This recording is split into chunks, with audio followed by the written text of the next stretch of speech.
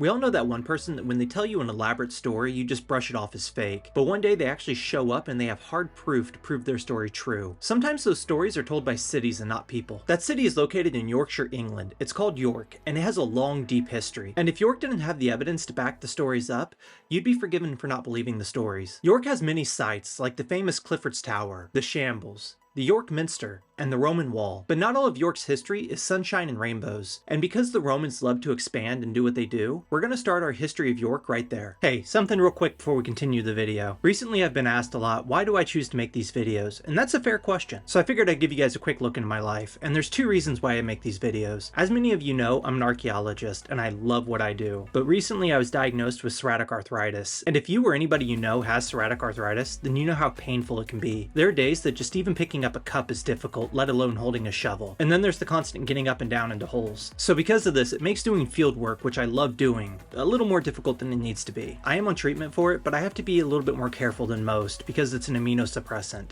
And if I get sick, I can't help take care of the next reason. The second reason I make these videos is we just had our first child, and I'm the full-time caregiver for the child, and I love every minute of it. Which brings me to the point for all of this. Making these videos is very time intensive. I do all my own research, writing, editing, and filming, and that takes a lot of time. And then for some reason, YouTube tends to group my videos with conspiracy videos. I don't understand it either. So I'm asking for your help. You could do that by subscribing to the channel if you're not already subscribed. If you are, thank you. You can also like the videos and comment on the videos. All of these help promote the video and will hopefully teach YouTube that we're not a conspiracy channel. But if you really like the videos that I make and the content that I put out, then you can head over to Patreon and help support the channel that way. Over there, I put up exclusive videos, and for only $2 a month, you can get more content. So that's all I really wanted to say.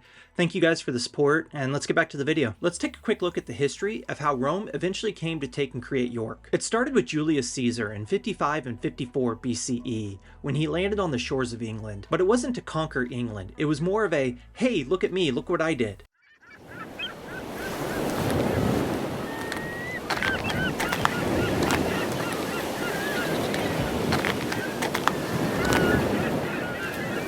But it wasn't until Emperor Claudius in 43 CE when he decided that he was going to go all in and invade England. The Romans started to make quick work as they established cities and fortresses across England and Wales. By 71 CE, they made their way to what we now call York. They constructed a fortress that they called Eboracum. Much of what we know about Roman York has come from the archaeology that's been done over the years. We know that when the 9th Legion arrived in 71, they immediately built a fortress on the banks of the River Ouse. The fortress of Eboracum started to grow, and by the 2nd century CE, it was a full-blown Roman colony. Because cities tend to grow and they build on top of the older parts of the city, much of Roman York was eventually covered up by what came after. And in 1967 and 1972, the York Minster was in desperate need of repairs. The central tower of the Minster was near collapse. They began emergency works to save the central tower, but they never expected what they would actually uncover when they got underneath the Minster. They found the foundation for the church that was built by the Normans. And even more remarkably, they think they found the Roman barracks of Eboracum. And if you visit the York Minster today, you can go into the undercroft, where they actually have exposed the Roman barracks, and you can walk on top of them. The Romans were also the first ones to create a defensive wall around the city, but it wasn't the current wall that's standing there today. Instead, it was made of wooden palisades. The wall wouldn't become what it is today until much later. Eventually, the Vikings would add on to it, and then the Anglo-Saxons, creating what we see today. And while we're talking about the city wall, to get in the city, there's 4 main entrances through bars, but they're not the kind of bars you're thinking of. They're more or less gates. And out of these 4 bars, the Romans only constructed one, Botham Bar. And it doesn't look like it did today. When the Romans constructed it, they just made it out of wood. It wasn't until the 11th century CE that stone was used. Walmgate Bar wasn't built until the 12th century CE,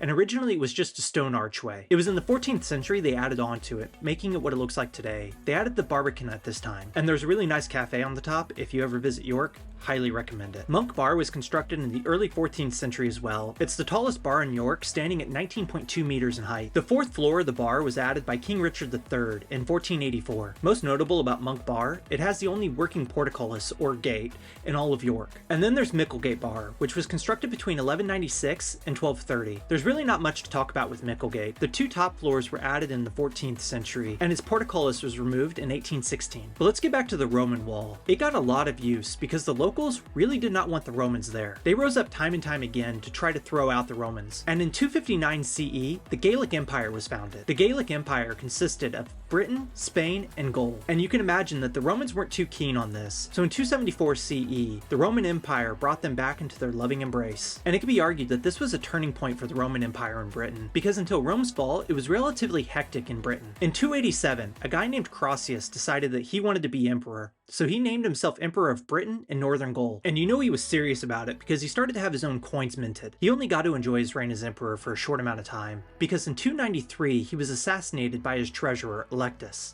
Whoa!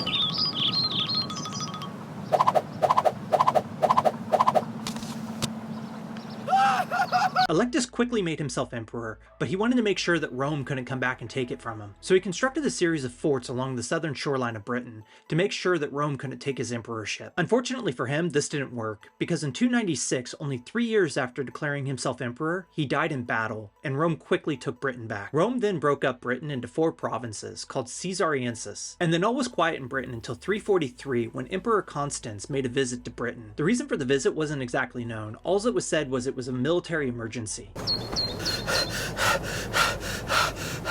Huh?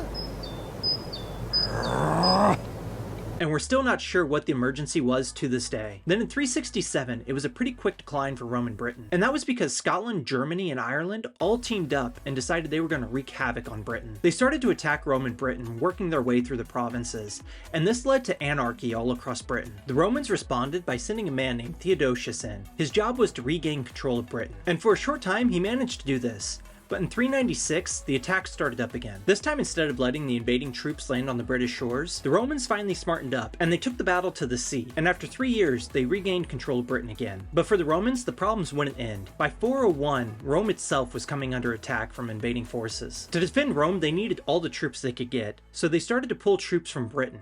And this was not a smart idea. And it wasn't too long after they started pulling troops from Britain that they decided in 406 that they were done sending troops to Britain. The Roman troops that were left behind in Britain felt abandoned by Rome. So in 407, they decided that they were going to name one of their own, Constantine III, as the emperor of the Western Roman Empire. And he immediately made a decision that would ultimately lead to them losing Britain. He decided to take most of the troops that were left in Britain to invade Gaul, only leaving behind a small set of men to take and defend all of Britain. By 410, the locals wanted their island back, and the troops that were left could no longer defend the island. They asked for troops to be sent, but they were told no. And this is where Roman Britain ends. And even though the Romans no longer controlled Britain, the people that lived there that called themselves Romans still tried to maintain some kind of power, and you can only imagine how that went for them. The people that the Romans had conquered and oppressed decided they were going to take advantage of this destabilization, and they attacked. And the Romans' once great Eboracum, that was considered the northern capital of Britain, fell into disrepair, and even though people continued to live at the site, archaeological evidence suggests that the people didn't live within inside the walls. They actually chose to live on the outside of the Roman walls. For a short while, Britain had its freedom, but in 793 CE, another invading force called the Vikings showed up. And by the time they made their way to York in 866,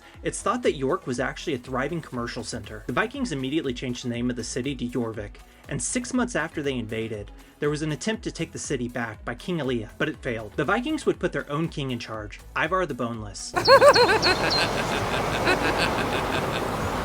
Him and his family would rule for the next 50 years until they were overthrown by a new king from Scandinavia. That new king was Eric Bloodaxe, and he only came to Jorvik after he was forced out of Norway due to political disagreements. And if he thought that Jorvik was going to be his retirement plan, he had another thing coming. The Boneless family would continue to be a thorn in his paw, and other Scandinavian families would try to take his power. But then his problems got worse, because King Edred decided he was going to try to take York back. And Eric didn't seem to have much of a head for politics, because in 954, he was ambushed and assassinated by his political rivals. King Edred moved fast to take York back and make it part of his kingdom again. And by 1066, York was the second largest city in England. But then they had to face another invader that you've probably heard of, William the Conqueror. I'm not going to go too much in depth on William, but he landed on the English shores in 1066 and started to rip his way through the south of England. And the city of York had had enough of these invaders, so they decided they were going to do something about it, and they put what they called a true Englishman on the throne. They gathered together an army, and they named Edgar Atheling their king. They also managed to get support from King of the Scots, Malcolm III. And even though Edgar was considered their king, he was kind of like one of those sports fans that you know, that only roots for their team when they're winning.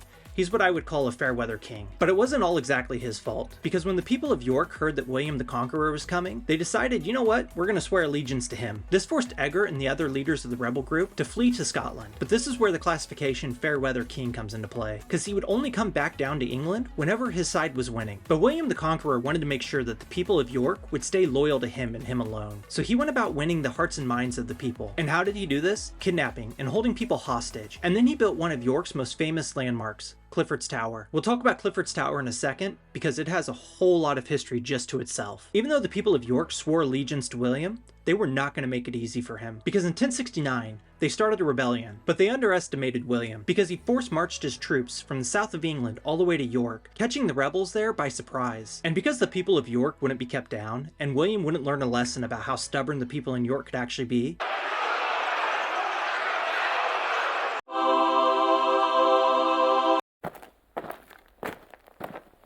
they again rebelled that same year. This time the Anglo-Saxons actually had some help from an unlikely ally, the Danes. And they decided they were going to show William the Conqueror all the same hospitality that he showed them. They ransomed off the commanders, but all the normal troops were just slaughtered. This meant for the third time in 2 years, William had to march back to York to take it over again. But when he arrived this time, there was nobody there to fight. The rebels and the Danes had all fled. And this time it seems like William might have actually learned a lesson, because he spent that Christmas in York.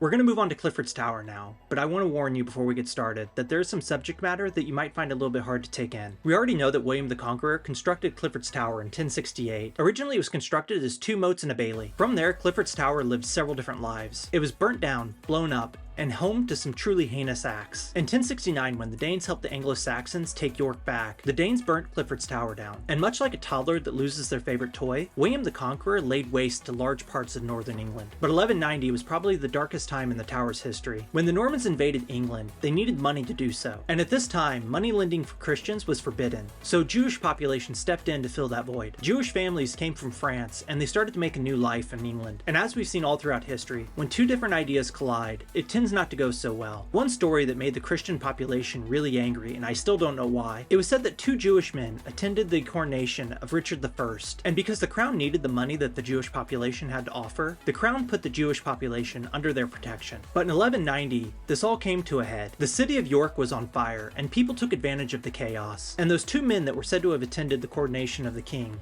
suffered. The locals in York stormed one of the houses, the Benedict house, and they looted and killed anybody that was inside. The other guy's name was Josias, and he gathered as many people as he could to go to Clifford's Tower. There they were given protection by the keeper of the tower. Unfortunately, the mob followed them to Clifford's Tower, and then one day the keeper needed to leave to take care of some personal business. But before he left, there was a disagreement between the Jewish population and the keeper. So when he returned, they refused to let him re-enter the tower. This led to the king's own troops that were stationed in York to get involved. They joined the mob. The Jewish population tried to defend themselves by throwing stones at the mob. And I'm going to stop right here. I'll put the timestamp here. The next part does deal with suicide, so if you would like to skip ahead, feel free. When the families that were trapped in Clifford's Tower realized that they were not going to be able to escape, they decided to take matters into their own hands rather than facing the mob outside. The fathers of each family killed their wife and children, and then they took their own lives, but not before setting the tower on fire. We don't know how many families perished that day. Some accounts say as many as 20 families. Later Hebrew texts say that there was as many as 150 people that perished that day. The stone tower we see today was constructed 60 years after the massacre of 1190, but the Jewish population was not to be discouraged. They quickly rebounded, and they thrived until 1290, when King Edward I said that all Jewish peoples had to leave England. Today, daffodils bloom every year at the base of Clifford's Tower in remembrance of this massacre. The tower continued to be used for many years to come, and in 1537, Robert Aske was executed there. Then in the 1590s, the keeper of the tower, the guy that's supposed to take and keep the tower, decided that he wasn't going to keep it anymore, and he started selling off chunks of the tower. The tower was then used to defend York during the First English Civil War. Then in 1684, an explosion occurred. It's thought that the explosion might have been sabotage. From there, the tower just kind of fell into obscurity until the 1820s, when it was fixed up and it was made part of the prison. But it wasn't until 1935 that they truly tried to restore the tower, and they reopened it to the public. I could easily make a whole series of videos on the city of York. We barely even scratched the surface of the history. We didn't even talk about the York Minster, or the famous medieval street, the Shambles. But if you ever do find yourself in England, do make a point to travel north to York. and take and see everything that it has to offer. I want to thank you all for watching, and I want to thank the crew over at Patreon for helping choose York as a topic. If you'd like to help support the channel and get extra content like this video here that's a little bit too spicy for YouTube, then head over to Patreon and consider becoming a patron today for as little as $2 Canadian a month.